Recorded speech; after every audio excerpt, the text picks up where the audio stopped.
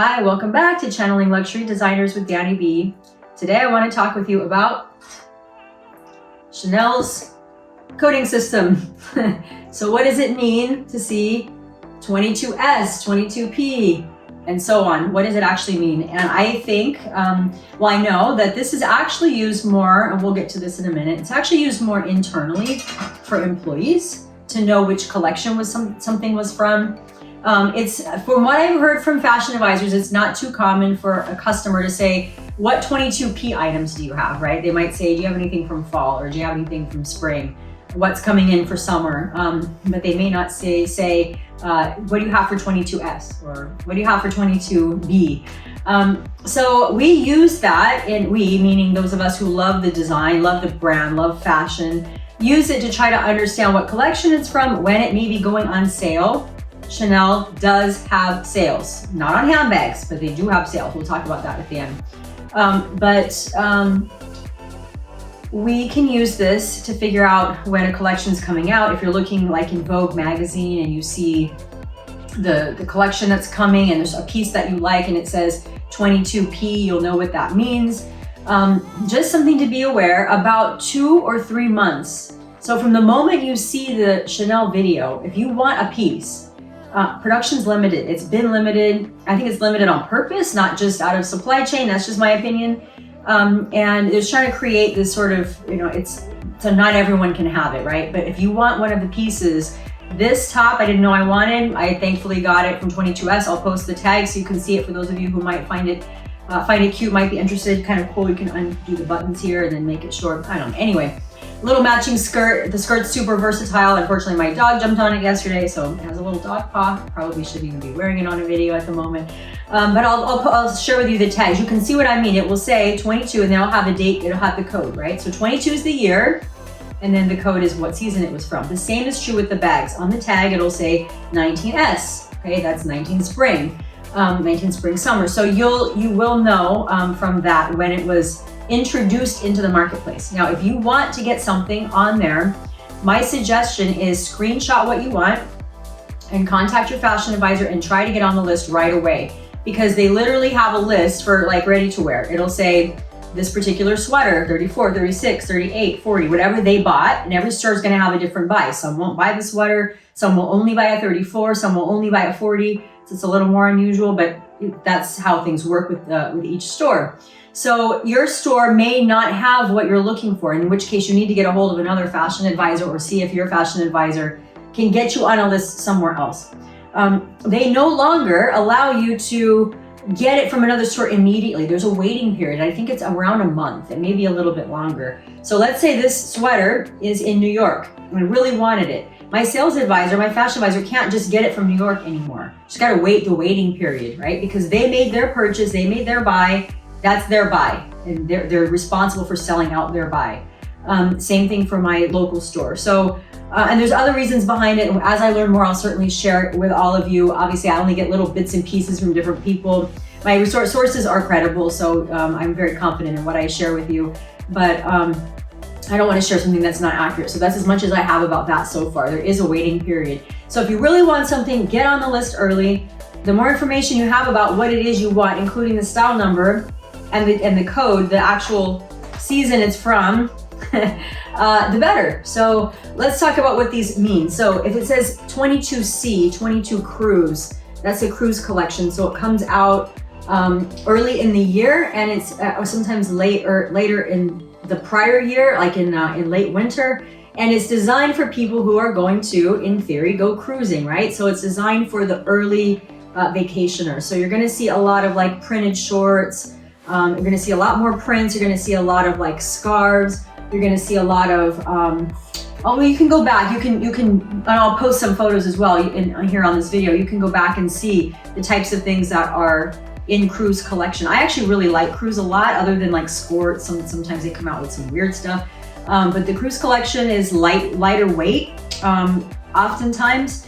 And there's some silks, right, and the kind of thing. So it's pretty good collection, I think. And then you move into to S. So like this year, 22S. This is from 22S. So you'd be surprised. This is spring, summer, but it's a pretty heavy cashmere. I wore it last night when it was 55 degrees. So So again, spring, summer is S. And so if you want a piece from spring, summer, again, try to get on the list the minute you see it. So if you don't have a fashion advisor sending you a link, just download the Chanel app, go to looks or go to the video first, take screenshots of the video, send it to your fashion advisor, make sure you're on the list for the things that you want or your chances go way down.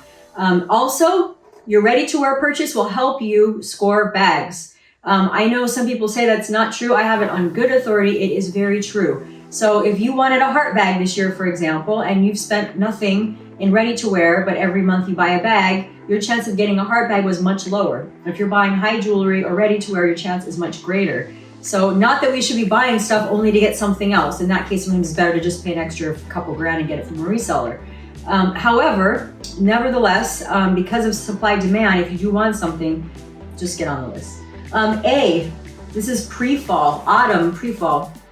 I don't generally find too much that I like from pre-fall. So if it says 22A, that's 22 pre-fall, 22 autumn.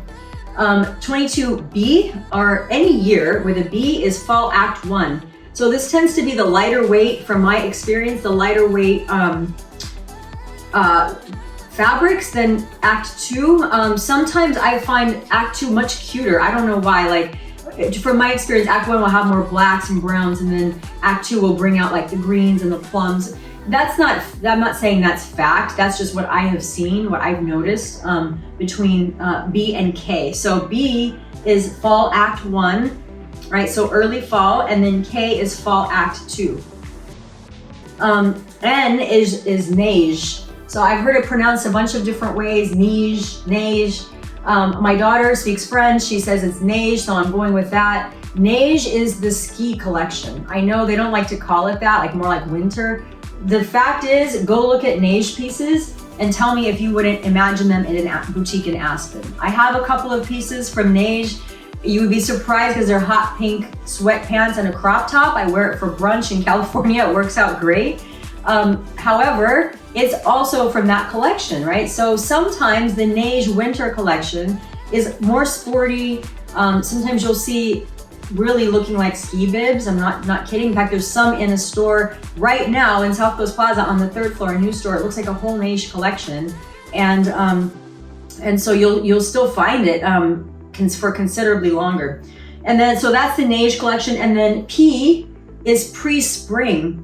So a lot of people think it's pre-fall. That's actually pre-spring, right before spring. So there's a gap, right? You've got cruise, and then you have pre-spring here. So 22 pre-spring, 21 pre-spring. I didn't find many things from that collection. Again, it was heavier fabric, and I'm just not a fan of that. But something else to keep in mind. So again, just so you can see, C is cruise, S is spring, A is autumn or pre-fall, B is fall act 1, K is fall act 2, N is neige, and P is pre-spring. So that's what these mean. It means the same for handbags and ready to wear. So I hope you find this helpful. Now I said I'd mention briefly about sales. Yes, ready to wear goes on sale. It takes about 2 years. You'll find very limited supply, particularly in hard to find sizes. So my advice is to really get to know a fashion advisor, because the best way to get anything good from the sale is 40% off retail. The best way to get anything good from a sale, it's accessories and ready to wear. No handbags. Best way to get that is before it launches to the public in the private sale. It's a few days beforehand. So they'll literally send you videos of what they have. Up until this last year, you could just say, I want that piece, and you got it. Not anymore. Now it's on an auction. Now, how it works on the back end, I don't know, but they call it an auction, where your name goes on a list, and if like a lottery, sorry, not auction, but lottery. Your name goes on a list, and if your name is pulled, you got that piece. That's what I hear, right? That's what I've heard with good credibility. It is true, there was a jacket that I wanted on the last sale, and I was notified a few days later that I won the lottery and I got the jacket. Now, can I say that there were 10 other people on there, or no one? I have no idea. Maybe no one else wanted that jacket. And actually, God had no choice but to pay for it. And then if you pay for it ahead of time, you can't return the sale. I didn't even like it. I ended up giving it to the Real, and I think I lost like $1,000 on it. It kind of sucked. So it does suck because you can't really go in there and do much diligence to make sure it's the piece that you want. But if there's something you've been eyeing and you can't afford it, and it's been a year, you still have that screenshot in your phone, it's worth reaching out to a fashion advisor maybe 3-4 months before the year mark and saying, hey, are you gonna get this piece? Are you gonna have this piece on your private sale or during your sale? So it doesn't hurt to ask, right? I mean, there's no harm in it. The sale, when it goes to the public, the lines are insane. So the better, the more of a collaborative effort you have with your sales associate, your fashion advisor, I always say SA from the old days, but fashion advisor, the more collaboration you have with a fashion advisor and the more trust and respect, and you continue to work with that one person and build that relationship, the greater the chance that you'll get unique or hard to find bags, greater the chance that you'll be top of the list for any of the ready to wear in hard to find sizes, and also greater the chance they'll go out of their way for you. Not that they're not all trying, but they are dealing with a lot of clients. And if you think about how many of the FAs respond to you on their days off, sometimes you don't even know it's their day off. And I have heard that's a corporate mandate, but I don't know, I don't have that validated. It's expected that you'll respond, not necessarily a mandate, but it's expected that you'll take care of the client, but maybe not required, because I'm not so sure that would be legal, but expected to some degree. So that's a topic for another day. Now you know what the codes mean.